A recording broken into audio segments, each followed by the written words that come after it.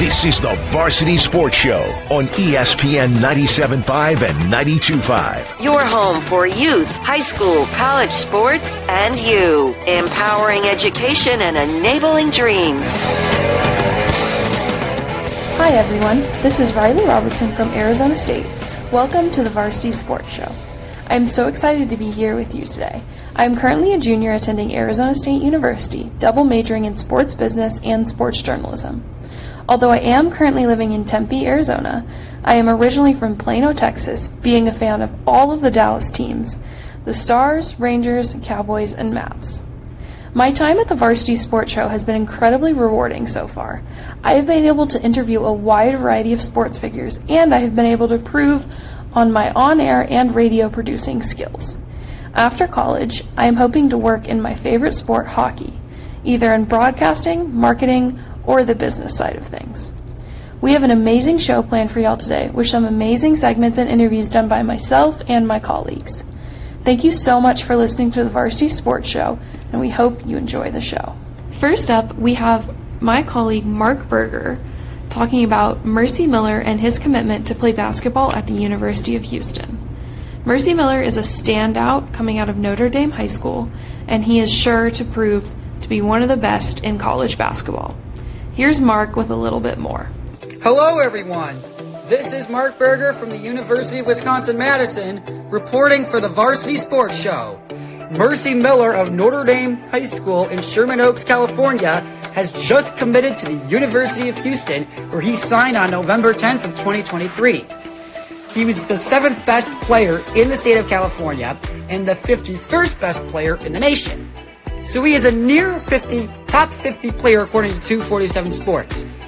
So this is a guy at 6'4" and 170 pounds. This is a guy that can definitely deliver to the University of Houston as a program that has shown historically, in the least recently in the last decade, some success and a lot of wins. But let's go over what he did at Notre Dame High School.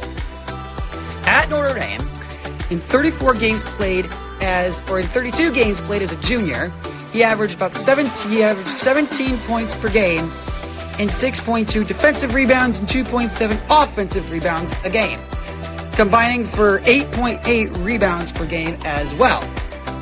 As we take a look at his shooting as a junior, he was a 45% field goal shooter, and he was also a 39% three-point shooter. This is showing his ability to be able to shoot the ball. I believe that the University of Houston has been blessed with a bunch of great shooters in the past, and I truly believe that Mercy Miller is going to deliver on that front. As we look ahead to his senior year, where he played 34 games, he really took it up a notch, averaging 29.8 points per game, as well as 9.3 rebounds per game and 3.9 assists per game. He improved in all of those categories, and that has really shown his growth from being a junior to being a senior. As we take a look at his shooting, while his three-point shooting did drop a little bit to 35%, that doesn't matter. When we look at his field goal percentage overall, it had gone up 6 ticks to 51% field goal shooting. This guy has proven to be a very dangerous force in California, and I believe that this shooting guard from Sherman Oaks, California, can really deliver at the NCAA level. The University of Houston has been blessed with so much talent, so it will be very interesting to see what type of role Mercy Miller has at the University of Houston. I believe the University of Houston with Mercy Miller, if he can have a really good breakout season to start, University of Houston will continue to win. Again, this is Mark Buerger from the University of Wisconsin-Madison reporting for the Varsity Sports Show. Up next, we have a segment from Thaddaeus Mitchell talking about some new NFL rules for the upcoming season.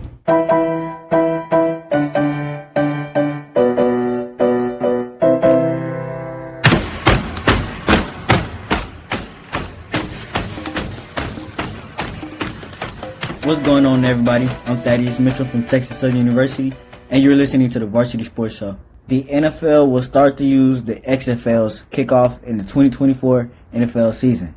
The kicker will have to be by himself at the 35-yard line, and he is required to kick the ball into the landing zone, which is the opposite team's 20-yard line.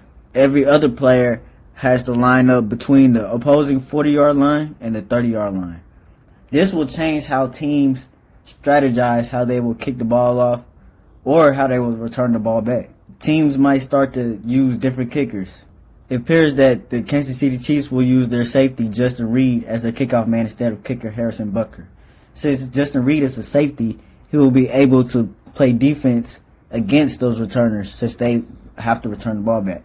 I like this new rule because NFL kickoffs are not about how far you can kick the ball or just kicking the ball so far that the other team can't return the ball anymore. It's making the game way more exciting to watch. Under the new rule that the NFL has created, if you are not the kicker or the returner, you cannot move your feet until the ball hits the ground or someone catches it.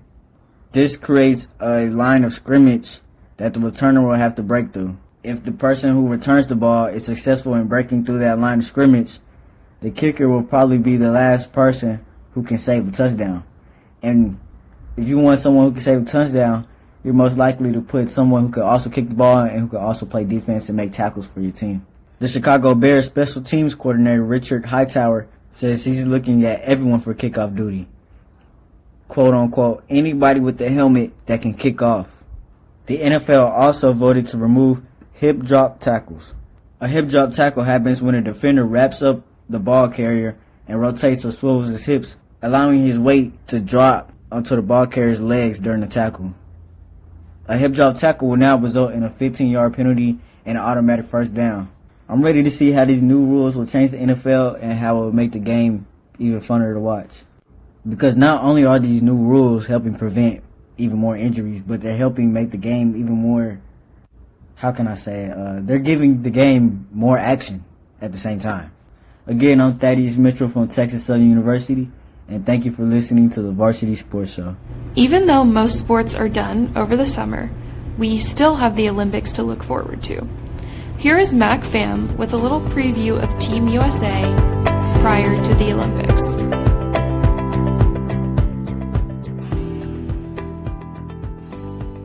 I'm Pham from San Diego State, reporting for Varsity Sports Show. The Paris Olympic trials are currently underway as the games are set to begin on July 26. Let's take a look at some notable Team USA news. Starting off with Team USA swim team, star swimmer Katie Ledecky dominated in the trials, winning all 4 freestyle events that she competed in. And pair of swimmers for Team USA also made their comeback to the pool. Simone Manuel, who was diagnosed with overtraining syndrome in 2021, had to spend 7 months away from any physical activity. She finished in 4th place in the 100-meter freestyle. After the 100-meter freestyle event, she said, "It means everything to me. It's a miracle that I'm even able to stand up here and be able to race again. The people close to me know the journey it took to get here." Caleb Dressel spent 8 months out of the pool after withdrawing from competition in the 2022 World Championship for mental health. He will compete in the 50-meter freestyle and the 100-meter butterfly and the 4x100-meter freestyle relay. Going to track and field, star sprinters Noah Lyles and Sha'Carri Richardson each secured their spots to Paris. Lyles and Richardson will compete in the 100 and 200-meter event for the men and the women's respectively. In the men's 400-meter qualifying final, 16-year-old Quincy Wilson finished in 6th place and missed in qualification. History was on the line as he would have become the youngest male to ever make the American Olympic track team. Despite Monday's result, the teenager saw the glass as more than half full. 3 consecutive sub-44s is just amazing, he said. All I know is that I gave it everything I had, and I can't be disappointed. By the end of the day, I'm 16, running grown man times. For Team USA's gymnastics team, multiple gymnasts are facing injuries for their preparation for Paris. Sunny Lee, who won the all-round event in the uneven bars in the 2020 Tokyo Games, is currently dealing with kidney problems during her training.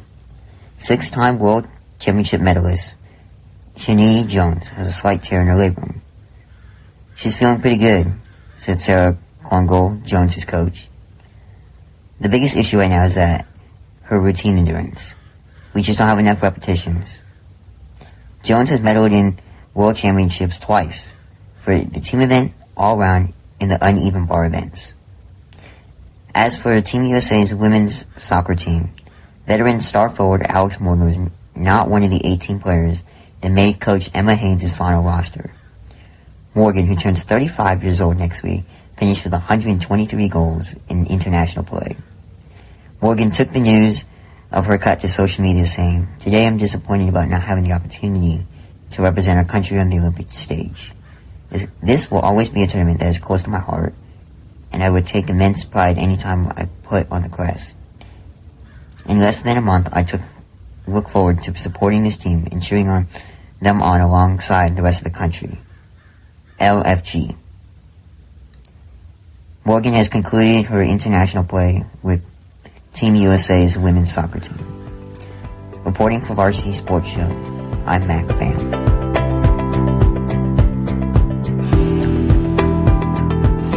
We're going to head to a quick break, but right after, we will have more wonderful segments from my colleagues and myself about some Houston and national sports news. Thank you so much for listening to the Varsity Sports Show. We will be right back. Your home for sports. ESPN 97.5 and ESPN 92.5. Real fun sports. Hi y'all, my name is Reilly Robertson and I am originally from Dallas, Texas. I'm currently attending Arizona State University, majoring in both sports journalism and sports business. I'm so incredibly excited to start this semester with the Varsity Sports Show. There are a plethora of sporting events to cover this summer, such as the Stanley Cup playoffs, the College World Series, and the Summer Olympics. With all of these events, the summer is definitely going to be a fun one. Wounded Warrior Project helps post-9/11 veterans and their families realize what's possible. With support and resources that bring warriors together and empower them to become stronger, both inside and out. It's possible to begin healing. To get the help you need. To find peace. And as each warrior's needs evolve, so do we. Because these last 20 years are just the beginning. Learn more at woundedwarriorproject.org/possible. We all hear the radio ads about the IRS. They tell you to be afraid, to be scared, and they try to frighten you into calling. I'm not here to do that. Tax Relief Advocates is different. TRA is here to tell you that if you owe money to the IRS, whether it's $5,000, $50,000, or $500,000, we have a solution. It doesn't matter if you're sitting in your car, at work, or with your kids. No matter where you are, call now. 800-496-2714. Don't lose hope. TRA can eliminate or reduce what you owe to the IRS. Generous programs are now available that can give you a fresh start. Our passion is taxes and helping individuals fix their IRS problems. We have over 1,000 5-star reviews on Google and an A+ with the Better Business Bureau. You don't need to be afraid of the IRS any longer. End your tax nightmare today by visiting us online at TRA.com or call 800-496-2714. That's 800-496-2714. Tax Relief Advocates. Real solutions for real people. Hi, this is Sean with Greenlight Offer, and I buy houses cash. If you own a house and want to sell it fast at a fair price, I'm your guy. Call me at 832-779-4000. I can pay cash and close in as little as 3 days. I buy houses in any condition, any price range, and any location in the Houston area. I'm a local real estate investor who buys several houses a month, and I want to buy more. I buy inherited houses, vacant houses, behind in payment houses. I even buy my tenant won't pay me the rent houses. Do you own a house that is trash and needs thousands of dollars repairs? That's fantastic, because I love buying junk houses too. Skip all the hassle and headache of listing, dealing with agents, showings, and who knows what else. If you own a house and want to sell it fast, give me a call today. Sean at Greenlight Offer, buying houses. Call me at 832-779-4000. That's 832-779-4000. Call for Sean with Greenlight Offer, and I'll get your green light number on your house today. Woo!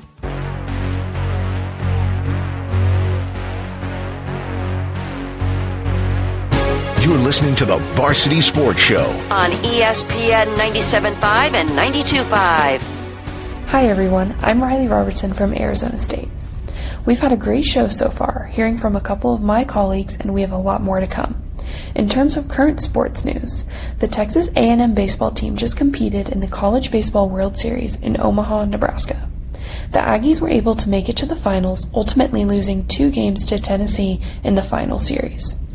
The interesting story to come out of this is Aggie coach Jim Schlossnagel leaving Texas A&M to coach UT.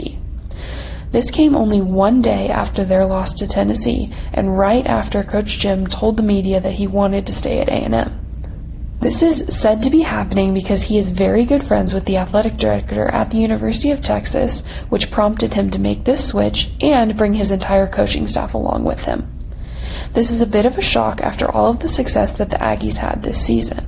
This switch will definitely add to the age-old rivalry between Texas A&M and UT, so it will be interesting to see where this takes both teams. Next up, we have a segment from Robert Diaz talking about UT San Antonio's football team. Hello, my name is Robert Diaz of the University of Florida, reporting for the Varsity Sports Show. UTSA is a program on the rise. They ranked the 74th overall recruiting class with a 102 composite rank and a 71 transfer rank. They hit the transfer portal hard and were able to get studs out of the transfer portal that are really starting to elevate the program. From the transfer portal, they were able to get 15 transfers, with many coming from Power 5 schools, and tons of 3-stars. Some of the highlights include Ian Johnson, linebacker out of Alabama, transferring to UTSA, Kendrick Blackshire transferring from Texas to UTSA, Demetrius Davis, quarterback out of ASU, transferring to UTSA, Denver Harris, cornerback out of LSU, a 4-star transfer, is transferring to UTSA as well, and Jalen Garth out of Houston is making the move to San Antonio. Out of high school, UTSA landed 3 out of their 4 best recruits of all time just in this recruiting cycle. They landed running back Frankie Arthur, 4-star running back, 5'10", 200 pounds, great powerful runner with great top-end speed as well. The tape speaks volumes about him. Really good at running through the tackles, has good top-end speed, is able to escape even pretty fast safeties and corners. He's also able to just run through people, runs behind his pads, is not afraid of contact. Overall has very, very impressive high school numbers to back up what is seen on the tape. Out of JUCO, Jonah Miller is taking his talents to UTSA. The 6'8" interior lineman is the ranked number 7 out of JUCO's transfers nationally.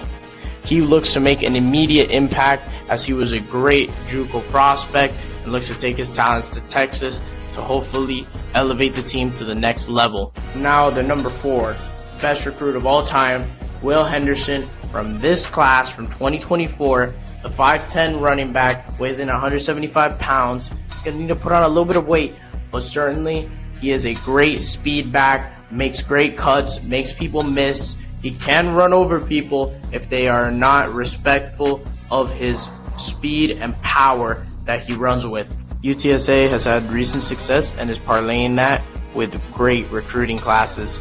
This combination will make UTSA a team to look out for this season as well as in the future as a rising contender in the state of Texas. Thank you for listening. I'm Robert Diaz with Varsity Sports Show.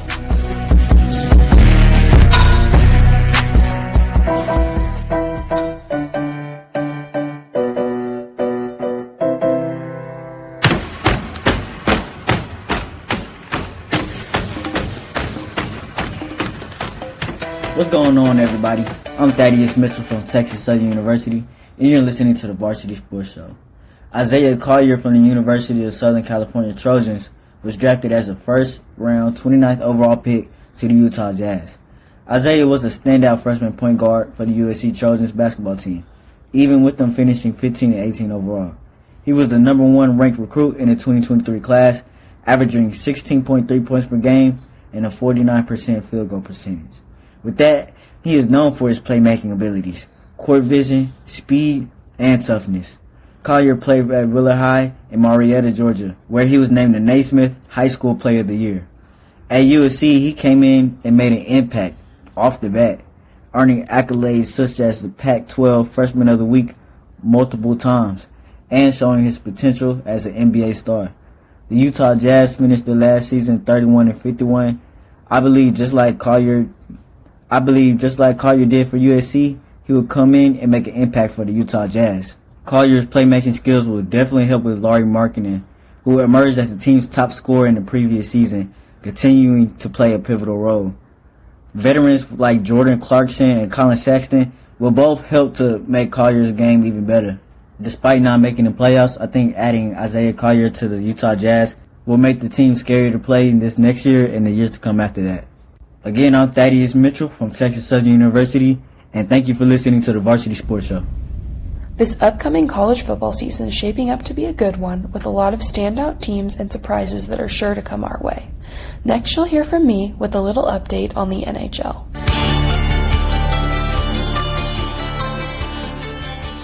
Hi, this is Reilly Robertson from Arizona State, reporting for the Varsity Sports Show. We just saw the end of an NHL season, with the Stanley Cup playoffs finally coming to an end after Game 7. The Stanley Cup Final Series was an incredible one. The Edmonton Oilers played the Florida Panthers, who quickly dominated the series. The Panthers won the first 3 games in this best-of-7 series, shocking hockey fans everywhere. Even more shocking, though, is that the Oilers were able to fend off the Panthers and win the next 3 games of the series, forcing a Game 7. This Game 7 had the largest amount of viewership since 2019. Over 7.6 million people tuned in to watch Game 7. The Panthers jumped out to an early lead on the power play, making it 1-0 in the first. Edmonton was able to answer, though, with a goal from Matthias Janmark to tie it up midway through the first period. The second period showed us some back-and-forth hockey, although the Panthers were able to make it 2-1, courtesy of Sam Reinhart. We then saw the Oilers put everything on the line for their hope to finish the fabled comeback. This did not end up happening, as the Panthers were able to hold on and win Game 7 2-1. The Florida Panthers were able to fend off the comeback of the Edmonton Oilers, winning the Stanley Cup for the first time in their franchise history. Looking ahead, we are currently in the middle of draft weekend, getting to see all of the future stars of the NHL's dreams come true. After the draft, we have some time off until training camp and preseason games, with the season starting up again in October. Thank you so much for listening to the Varsity Sports Show. This is Reilly Robertson from Arizona State. Texas high school football almost always shows us some of the best recruits in the country, and this year is no different. Here is Nick Anderson telling us about this year's high school football recruits. This is Nicholas Anderson from the Hanks Greenspun School of Journalism at UNLV, reporting for the Varsity Sports Show. The 2025 recruiting class in Houston, Texas high school football is shaping up to be one of the most exciting and competitive classes in recent years.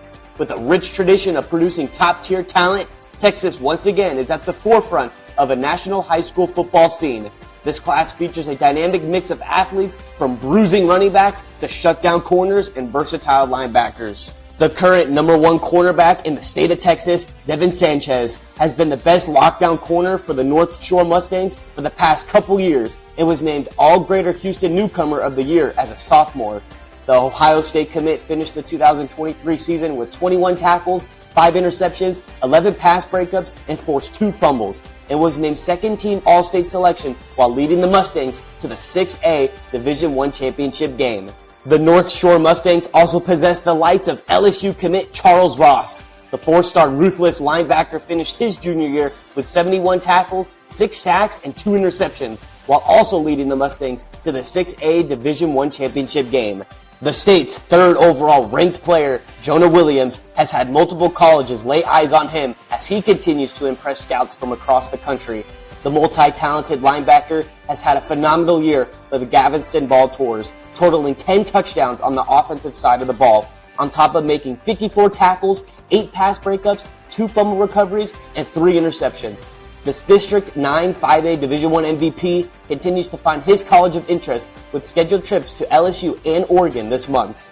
The state's 12th ranked player, Andrew Marsh, for the Jordan Warriors, racked up an impressive stat line, reeling in 53 catches for 845 yards and 11 touchdowns as a sophomore, and only got better entering his junior year, catching 65 passes for 1,158 yards and 15 touchdowns.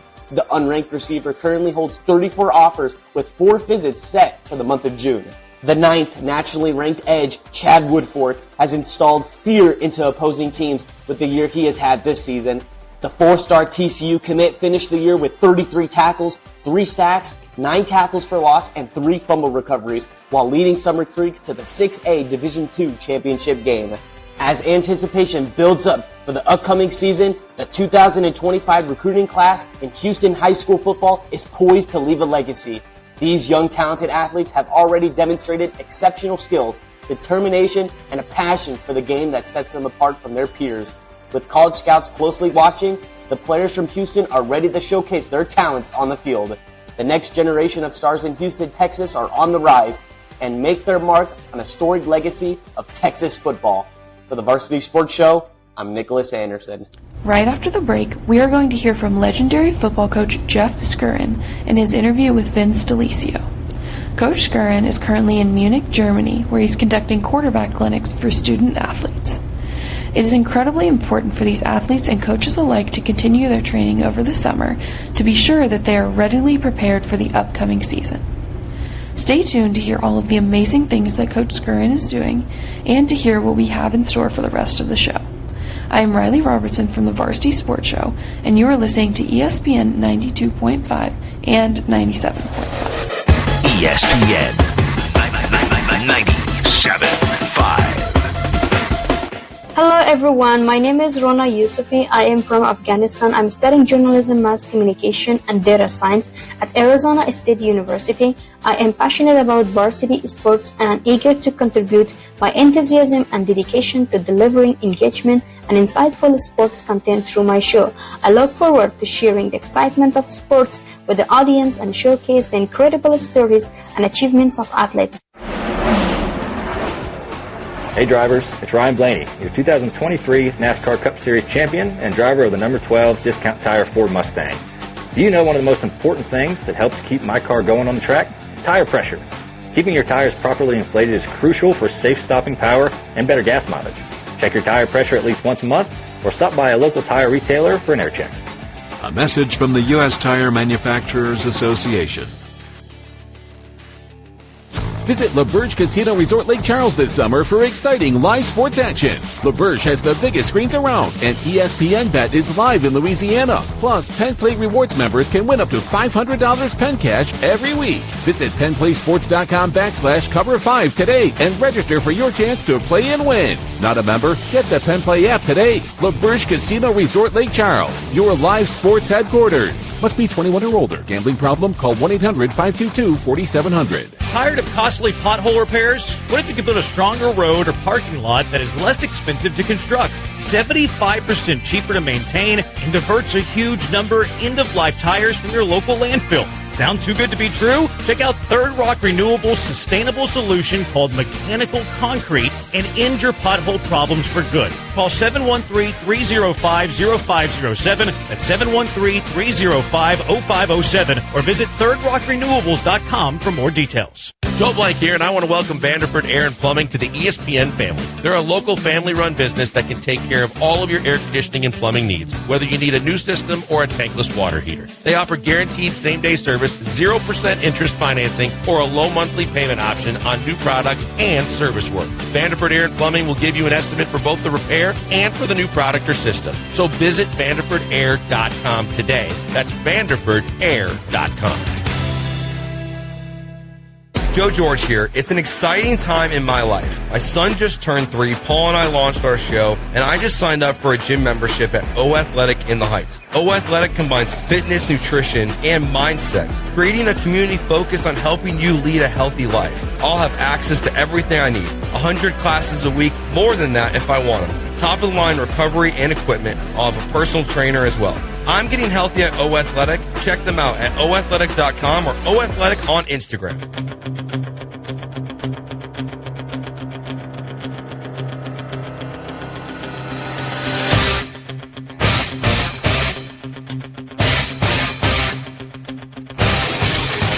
Now back to the Varsity Sports Show with Vince DeLisio on ESPN 97.5 and 92.5. Time now for I Want Winners Coaching News.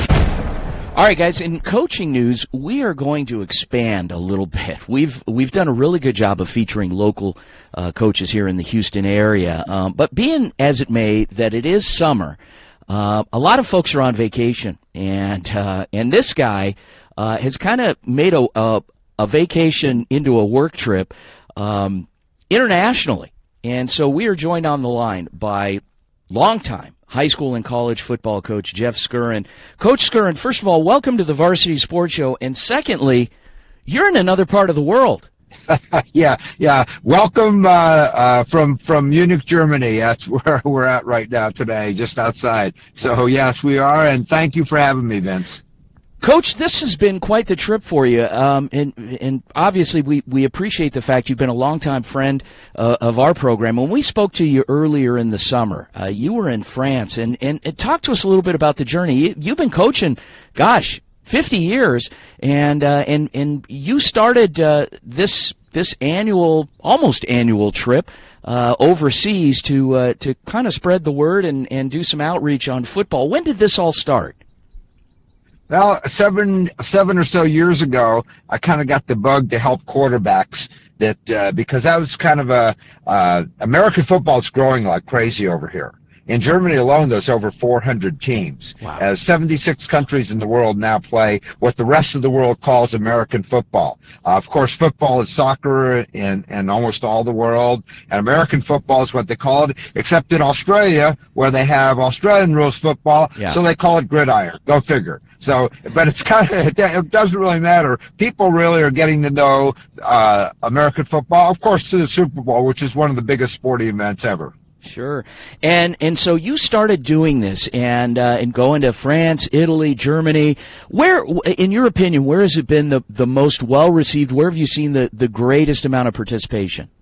Well, this year we kind of went all over, but we did 3 in France out of the 8 clinics I've done, and because that's an area I think that's really expanded, but doesn't get the coaching because they don't have, frankly, they just don't have the money to bring over American coaches. They bring over American players, and what you find over here is the top level teams, starting with the first division teams, they're allowed to bring over a certain number of American players based on their country's rules, and it's a little bit different in every country, which makes it very confusing. But almost everybody that competes for the championship has an American quarterback. So you've got these kids that have been playing quarterback since they start a lot later, by the way, but they've been playing quarterback since they're 12, 13, 14 years old. But there's really, on the better teams, there's no place for them to go because they're going to get replaced by an American.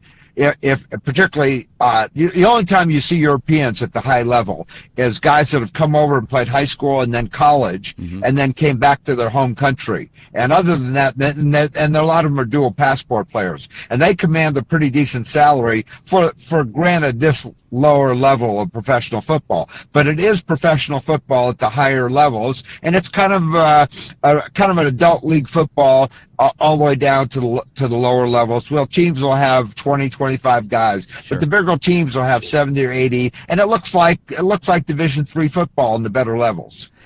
Joined on the line by longtime high school and college football coach Jeff Scurran, who is overseas, spending his summer in Europe, and actually calling us right now from Munich, Germany, and running clinics for quarterbacks. Coach Scurran, so as you've seen and working with these young folks overseas, what are some things maybe that they do extremely well when you start working with them, and maybe some things that maybe they need a little bit more work on? Well, the most obvious thing is there's a cultural discipline, particularly in the Germanic countries, in Germany, Austria, Switzerland, and many parts of France and Italy too. There's a little bit of discipline that's more old school than I think than we have currently in the U.S. There's no NILs. Parents aren't nearly as involved, and so you see the athletes, whether they're, because I've coached guys in their late 30s on this trip, as well as kids down to 8, 9, 10 years old. And so the great variety and difference of ability levels, but the discipline when you're out on the field, you don't have to stop to get anybody's attention or anything like that. And it's the same way in the schools too. And so it makes that part a little bit better. But football's not part of their culture, and they don't get to watch it on television. If they want to watch a big college game, for example, which is not nearly as popular as the NFL over here because of marketing and television availability, but they've got to get up at 2, 3, 4 o'clock in the morning to watch a game.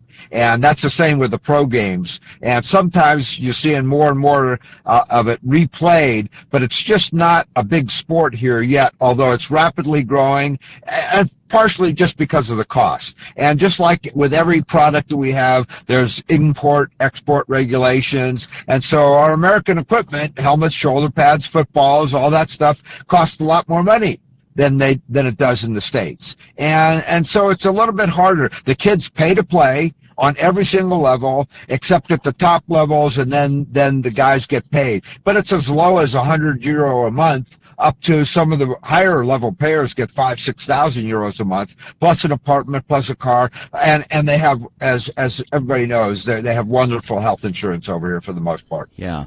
Do you have a preference? Is there a favorite cut? Now, you've had a chance, and I know I'm kind of going all over the place, but I'm curious to know, because you've seen a lot of sites through the years out there. You've had a chance to really experience a lot of different places.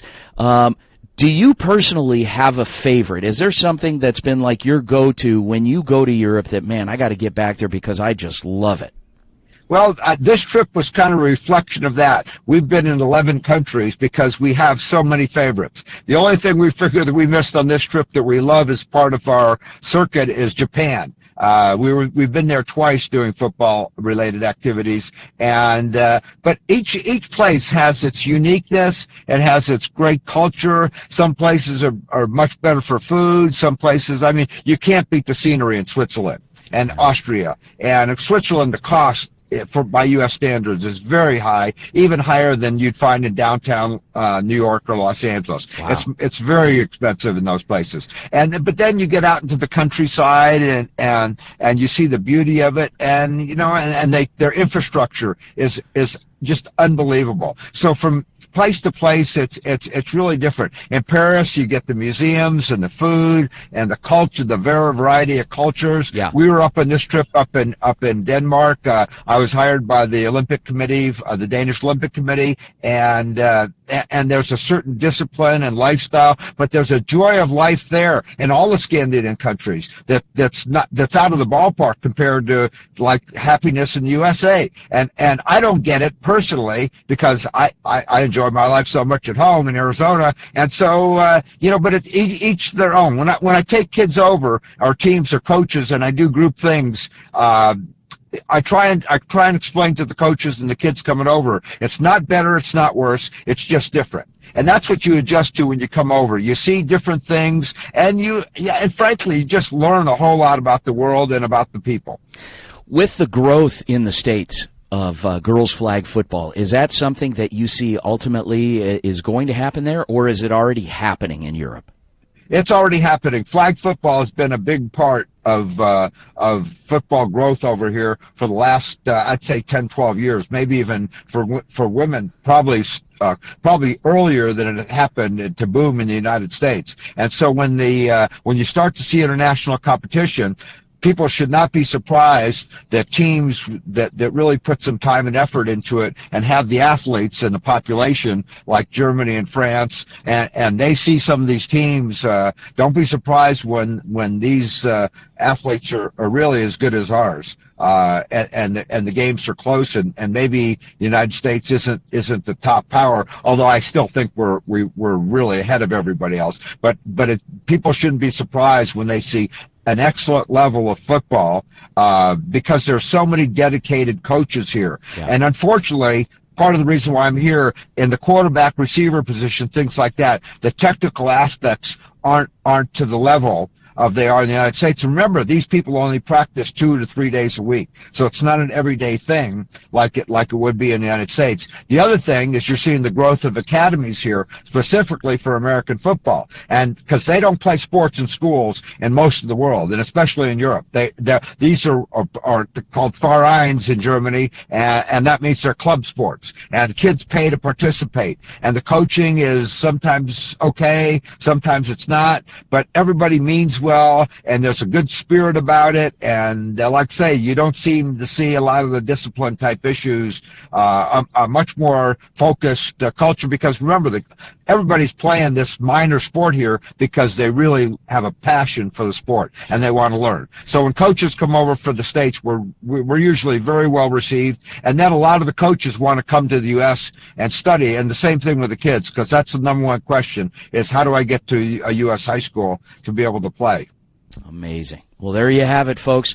Coach Jeff Scurran, longtime high school college football coach, a 50-year career in this business, and he, for the past 7-8 years, he's been heading over to Europe and conducting quarterback clinics for young aspiring football players overseas, and this trip has been an 11-country swing. So, Coach Scurran, thanks again for joining us here on the Varsity Sports Show, and live from Munich. Safe travels coming home. Thanks, Vince. Always great to talk to you, buddy. It is always great to learn how local coaches are continuing to improve themselves and their players over the summer. Next up, we have an interview with Conroe ISD Athletic Director Chris Feris. We are going to take a short break, but we will be right back. ESPN 97.5. Hello, everyone. My name is Nicholas Anderson.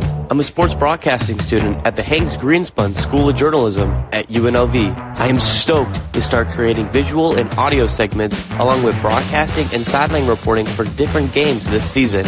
As a writer for the UNLV Scarlet and Gray, I can provide insightful knowledge on a variety of different sports. I am excited to be a part of the team this season and looking forward to kicking off the year right on the Varsity Sports Show.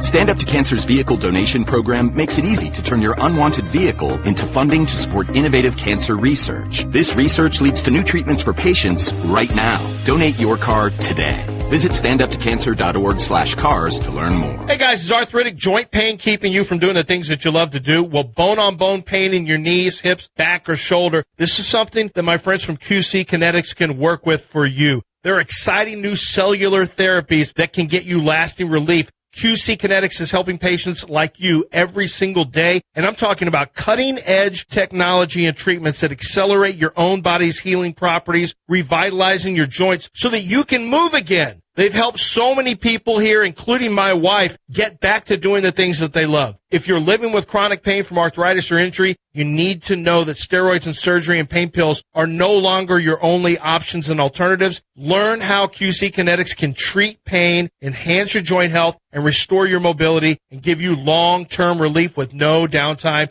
Local medical professionals at QC Kinetics are ready now. Go to the website and set up your consultation. QCkinetics.com. That's QCkinetics.com. Tell them Lance Zerline sent you by. Wesley Financial Group is not a law firm. If you own a timeshare, don't miss this public service announcement from Chuck McDowell, founder of Wesley Financial Group. If you receive an unsolicited phone call or mail piece to discuss selling, renting, or especially canceling your timeshare, don't fall for it. If you really want out of your timeshare, hang the phone up immediately or throw that mail piece in the trash and contact your timeshare resort or Wesley Financial Group for assistance with your timeshare. As the only Inc. 500 timeshare cancellation company, our knowledge, experience, and results has made Wesley a trusted resource for over 40,000 families we've helped get out of their timeshare.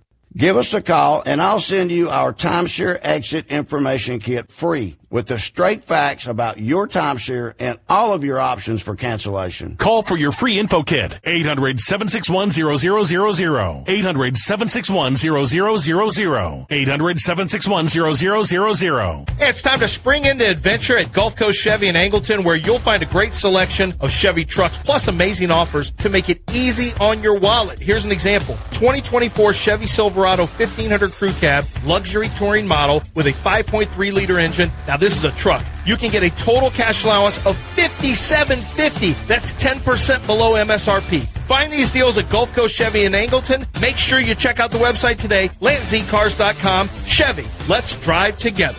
What's up, y'all? Paul Gallant here. You looking for a taste of Texas with a twist? Highway Cantina? That's where it's at. This vibrant hotspot is serving up fun and fresh Tex-Mex favorites. View Cultivare, an easy liquor lounge in the Heights. The same group brings you Highway Cantina. You're going to love it, too. Grab a lunch, a happy hour with coworkers, or kick back with friends at the new Highway Cantina. On St. Emmanuel in Edo, join us for good food and tall Texan margaritas. Highway Cantina, where every bite and sip is a celebration.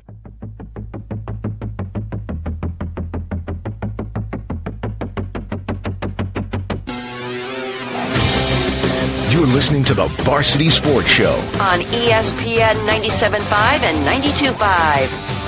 Hi, I'm Reilly Robertson from Arizona State reporting for the Varsity Sports Show. Today I am joined by Conroe ISD Director of Athletics, Chris Feris. Here's Chris telling us a little bit about his role and one of his favorite memories. My role is the Director of Athletics for the school district here in Conroe ISD. Basically, I oversee the athletic department and everything athletics for our 6 high schools. We have 6A high schools. School district has about 73,000 students, and we have 7 junior high schools. We are growing at a pretty good rate. We're going to open a new high school in 2027, and we've got another junior high opening in 2 years, and I think there's 2 more intermediate schools. But we're growing quite rapidly. But I oversee all logistics and have oversight over the entire athletic department for the school district. Favorite memory. There's so many of them. It's easy to say the state championships maybe that we've won, things like that. I think probably one of my fondest memories, and it's not necessarily, although I've got some great memories already. I've been here in Conroe for 2 years. I was in Birdville ISD for 9 years prior to that. I think probably if I had to say some of my greatest memories were, as part of my job, I got to watch my children compete athletically as I oversaw the athletics that they were participating in. So that's probably, one of the greatest memories I have was a lot of times, in work, you don't get to see your kids do, be able to compete or play in all their games like they do. And I was very fortunate because of what I did and where they lived in our school district that I got to see most every one of their games. So I'd say that was probably one of my greatest memories to this point.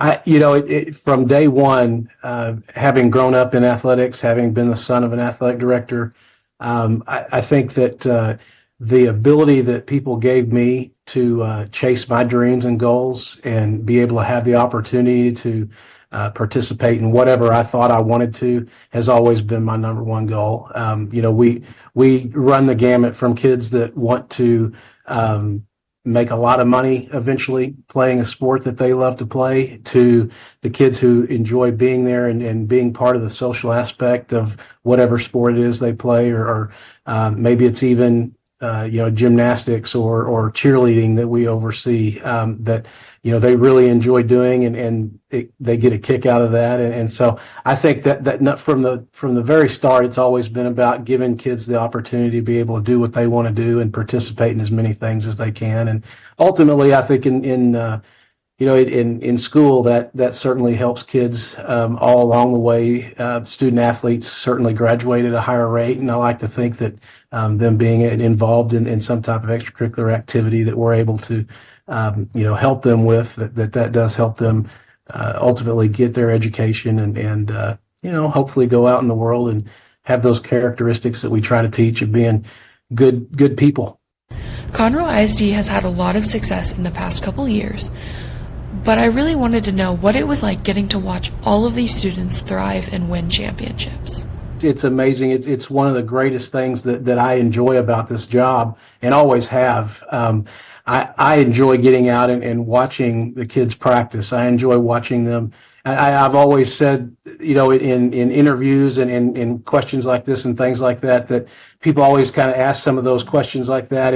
And I really get a kick out of watching students as a seventh grader come into programs and to watch them and see the jump they make from just the little amount of time from a seventh grader to an eighth grader, the jump that our coaches help, those students get better at and have more confidence with and those types of things. So yeah, that's the absolute most fun. I mean, people talk to me all the time about, how do you go to, you're never home, you're at a game all the time every night. And well, a lot of times, and that's part of the job, but that's the fun part of the job, and getting out from behind the desk and getting out and watching practice, watching our coaches coach, watching them, enjoy the passion that they have and helping student athletes. That's always just something that I relish. I love to go and watch a seventh grade, eighth grade, whatever grade track meet and watch kids run and, do something they didn't think they could do and maybe run a quarter mile when they're absolutely spent with 50 yards to go, and they give everything they've got to finish. And I mean, to me, that's what it's all about. And hopefully that's what we're being able to instill. And just watching them enjoy what they get to do. And for me, yes, ultimately, being over the athletic department, sometimes your oversight is oversight and you're not really in charge of anything. But at the end of the day, you get to help those coaches develop, and those coaches get to help those student athletes develop, and that's what it's all about. And lastly, let's hear from Chris Feris talking about some of his biggest goals as athletic director. There's so much going on in the world of athletics, from obviously what's at hand with the NCAA and portal and NIL and all those types of things, and while that doesn't necessarily touch us at this point in time, it will, and it's beginning to, and it's coming. And I think that as I sit back and think about those things, and as we discuss those in our AD conferences and state meetings and things, I think, one, we've got to be open to whatever it is that those generational things come about. But at the same time, too, we've got to be able to not lose what it is that we are about, and that is at our level being able to give kids the opportunity to participate in something that they should have the right to if they want to. And I think our goals would be to obviously do the best we can for our student athletes, but at the same time to be able to integrate any of those new things into positives and not let those ever get to be a negative for them.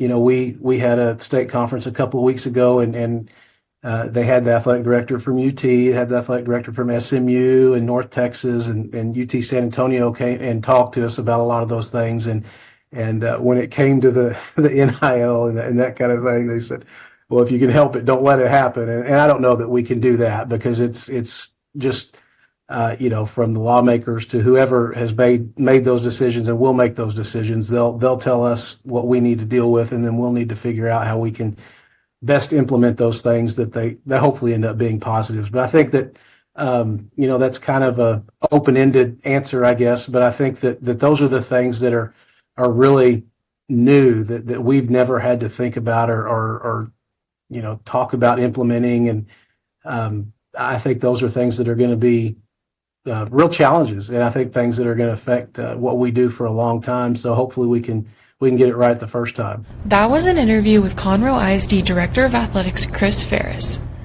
I'm Reilly Robertson, and you're listening to the Varsity Sports Show. Next up, we have a segment from Doug Santo, one of my colleagues from Arizona State. He is talking about University of Texas football and what their season is going to look like. They're coming off a historic season, so they will be very fun to watch in the fall. Good morning. I'm Douglas Santo from the Cronkite School of Journalism at ASU, reporting for the Varsity Sports Show. Feels like football season is right around the corner. University of Texas football is coming off its best season since 2009, when legendary head coach Mack Brown led the Longhorns to the second-ranked team in the country, just 4 years after Texas's last national championship in 2005. Last season, the Longhorns made the college football playoffs for the first time since it was created, before losing in the semifinals to the number 2 seed Washington Huskies.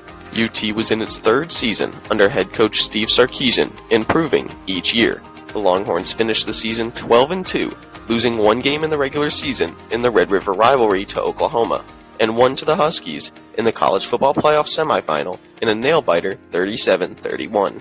However, Texas beat the, at the time, third-ranked Alabama Crimson Tide in their second game of the season and then crushed Oklahoma State in the Big 12 championship game to secure its spot in the college football playoffs. That Longhorns team was loaded with talent and saw 11 of its players drafted in the 2024 NFL Draft, including 2 first-round picks, 3 second-round picks, and 6 over the final 4 rounds. The Longhorns will be making the transition to the SEC this season, and with that comes high expectations but also many challenges. The key to UT's success this season will be filling those holes in. They have the 21st ranked recruiting class in the nation and the 8th ranked in the SEC. Texas will have its quarterback Quinn Ewers back this season after he decided to return for his senior year. Ewers will be backed up by the highly touted Arch Manning, the nephew of Peyton and Eli Manning. Arch Manning had the opportunity to transfer to a starting role, but chose to stick it out in Texas and wait his turn behind Ewers. However, many reports have hinted that any slips from Ewers could lead to Manning getting playing time. The Longhorns' first season in the SEC greets them with a loaded schedule. Let alone their SEC schedule, in their second game of the season, they'll travel to Ann Arbor to face the Michigan Wolverines and reigning national champs, in what will be a must-watch game early on. Then into their conference schedule. UT's second and third games of conference play come against Oklahoma and Georgia. The Red River rivalry and the back-to-back national champions from 2 years ago will be massive games early on in the season and will give Texas a chance to let everyone know they are here to compete or that they may not be ready for the SEC. The Longhorns' final game of the season is against the in-state rival Texas A&M Aggies. This rivalry will be rebirthed after the two teams played annually from 1894 to 2011. UT leads the series 76-37. It will certainly be an exciting season for the Longhorns, and the season will kick off on August 31st against Colorado State. For the Varsity Sports Show, I'm Douglas Santo. Be sure to follow us on Instagram, Twitter, and TikTok at Varsity Sports Show.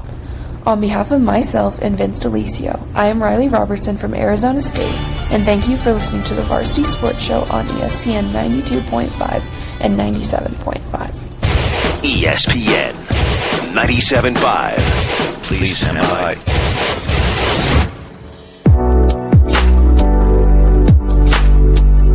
Hey everyone, I'm Thaddaeus Mitchell from Ball Springs, Texas, and I am a senior studying radio, television, and film in the Martin Luther King School of Communications at Texas Southern University.